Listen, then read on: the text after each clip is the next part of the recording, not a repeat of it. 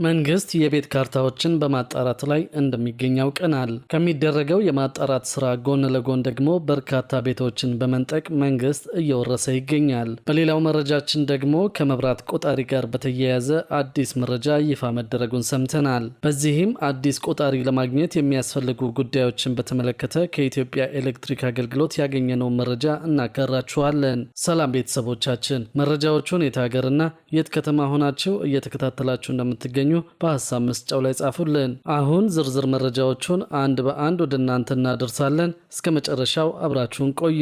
በግለሰቦች እጅ የሚገኙ የመንግስት ቤቶችን የማስመለስ ስራ ተጠናክሮ እንደሚቀጥል ተነገረ።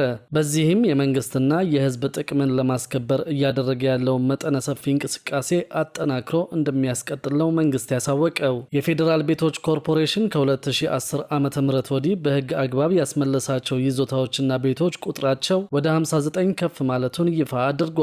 ኮርፖሬሽኑ የህዝብና የመንግስት ጥቅምን ለማስከበር የተከናወኑ ስራዎችን በማሳወቅ በመረጃ አሰጣጥ ረገድ የማህበረሰብ ተሳትፎን ማሳደግና ኮርፖሬሽኑ በህገ ወጦች የተወሰዱ ቤቶችን መረጃን ብቻ መሰረት አድርጎ በህግ አግባብ የማስመለስ ተግባሩን አጠናክሮ እንደሚቀጥልም አረጋግጧል። ኮርፖሬሽኑ ሁለንተናዊ ተቋማዊ ሪፎርም በማድረግ ከነበረበት ውስብስብ ችግር ተላቆ ጠንካራና ትርፋማ መንግስታዊ የልማት ድርጅት ለመሆንም በመልካም ጉዞ ላይ እንደሚገኝ ያሳውቀዋል። የኮርፖሬሽኑ ለውጥና ስኬት በገቢ እድገት፣ በአገራዊ ኢኮኖሚ አበርክቶና የቤት ልማት ዘርፉን በማሳደግ መሆኑን ጠቅሶ የህዝብና የመንግስት የሆኑ የይዞታ ቤቶችን ህልውና ለማስጠበቅ እየተከናወኑ ያሉ ውጤታማ ስራዎችን በጉልህ እንደሚጠቀስ ገልጿል።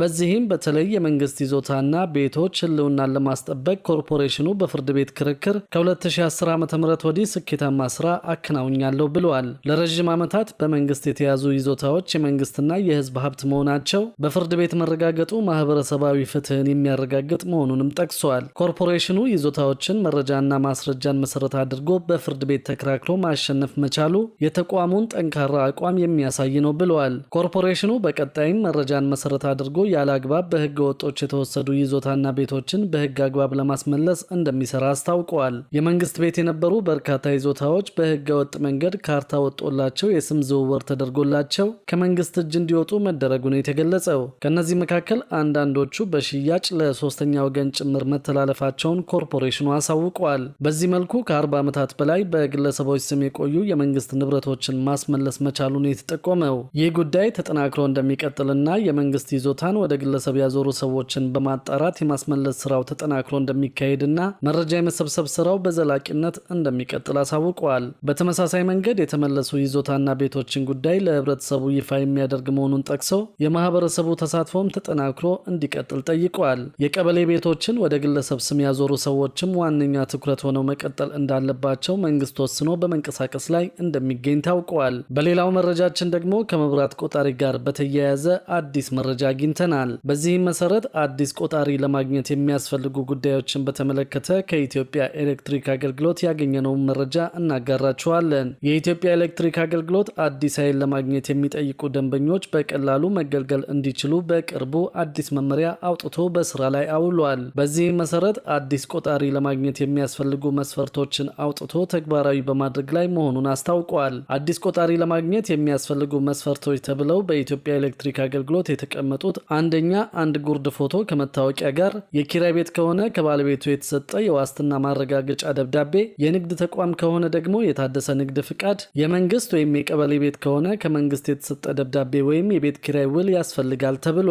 ከዚህ በተጨማሪ የቢልቦርድ የማስታወቂያ አገልግሎት ከተጠየቀ ደግሞ ከክፍለ ከተማ ወይም ወረዳ አስተዳደር የፍቃድ ደብዳቤ መቅረብ አለበት ተብሏል። በተጨማሪም የሽርክና ድርጅት ከሆነ የሽርክና ማቋቋሚያ ደብዳቤ፣ ኃላፊነቱ የተወሰነ የግል ድርጅት ከሆነ ደግሞ የምስረታ ሰርተፊኬትና የድርጅቱ ስራ አስኪያጅ መታወቂያ፣ ከ7.5 ኪሎዋት በላይ ለሚጠይቁ ደንበኞች የውስጥ የኤሌክትሪክ ዝርጋታ ንድፍ ወይም ኢንስታሌሽን ፕላን፣ የስራ ማጠናቀቂያ ሪፖርት፣ የምርመራ ሰርተፊኬት በቅጹ መሰረት የታደሰ ፍቃድ ባላቸው ባለሙያዎች ተሞልቶ መቅረብ ይኖርበታል ብለዋል። የቀረበው የኃይል ጥያቄ ከ7.5 ኪሎዋት በታች ከሆነ በአመልካቹ በራሱ የቀረበ የቦታ ዝግጅት ሪፖርት በማቅረብ አገልግሎቱን ማግኘት ይችላሉ ሲል አገልግሎቱ አስታውቀዋል። ማንኛውም አዲስ ኃይል የሚፈልግ ደንበኛ ከላይ በተጠቀሱት መስፈርቶች ብቻ አገልግሎት ማግኘት የሚችል መሆኑን አውቆ ከዚህ ውጭ በአቋራጭ ቆጣሪ እናስገባለን ከሚሉ ደላሎችና ግለሰቦች እንዲሁም ከሌሎች ብልሹ አሰራሮች ራሱን እንዲጠብቅ ተቋሙ በጥብቅ አሳስበዋል። ከዚሁ ጋር በተያያዘ የኢትዮጵያ ኤሌክትሪክ አገልግሎት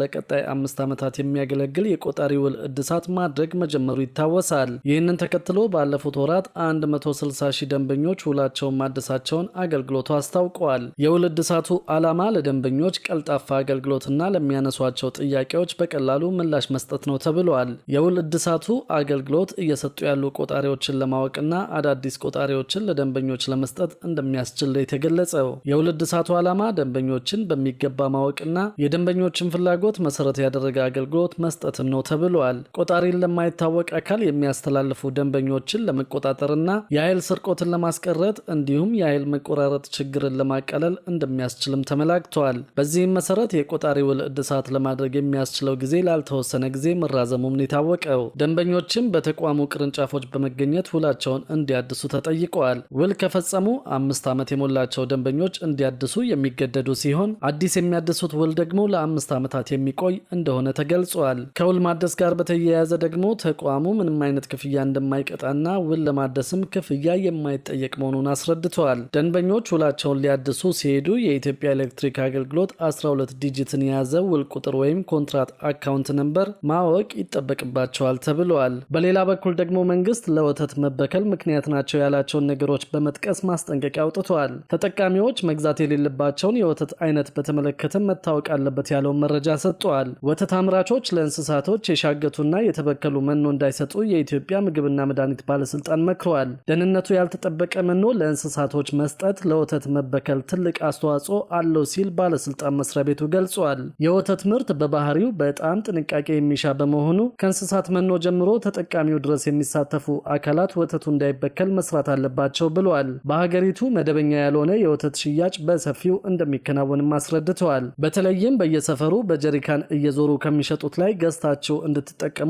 አልመክርም ሲልም መስሪያ ቤቱ ጠቅሰዋል። ወተት ቶሎ የሚበላሽና በፋብሪካ ተመርምሮ እስኪመጣ ተሽጦ ሊያልቅ የሚችል መሆኑ ቁጥጥር የሚያደርገው አካል ስራውን ውስብስብ የማድረግ እድሉ ሰፊ መሆኑ ተጠቅሷል። እንዲህም ሆኖ መደበኛ ባልሆነ ገበያ ከሚሸጠው የወተት ምርት ለቁጥጥሩ በፋብሪካዎች በኩል ተቀነባብሮ የሚሸጠው ወተት የበለጠ ግልጽ ነው ሲልም ተናግረዋል። የኢትዮጵያ ምግብና መድኃኒት ባለስልጣን በወተት ደህንነት ላይ ቁጥጥር የሚያደርገው በተለይም ከፋብሪካ ጀምሮ በአመራረት፣ በአያያዝ፣ በማጓጓዝና በሽያጭ ወቅት እንደሆነ ጠቅሷል። ከዚህ ጎን ለጎን ወተት በጀሪካን ማከፋፈል ትክክል እንዳልሆነ አጽንኦት ሰጥቶበታል። የኢትዮጵያ ምግብና መድኃኒት ባለስልጣን ከሚያከናውናቸው የቁጥጥር ስራዎች ውስጥ የምግብ ጥራትና ደህንነትን ከመቆጣጠር በተለይም ከወተት ጥራትና ደህንነት አንጻር ወተትን በጀሪካን ማከፋፈል ትክክል ያልሆነ ተግባር መሆኑን አስታውቀዋል። የወተት ምርት በባህሪው ጥንቃቄ የሚፈልግ በመሆኑ በተገቢው መንገድ የቅዝቃዜውን ሰንሰለት በጠበቀ መልኩ ቀዝቃዛ ፍሪጅ የተገጠመለት ታንከርና ኮንቴነር ባለበት በጥንቃቄ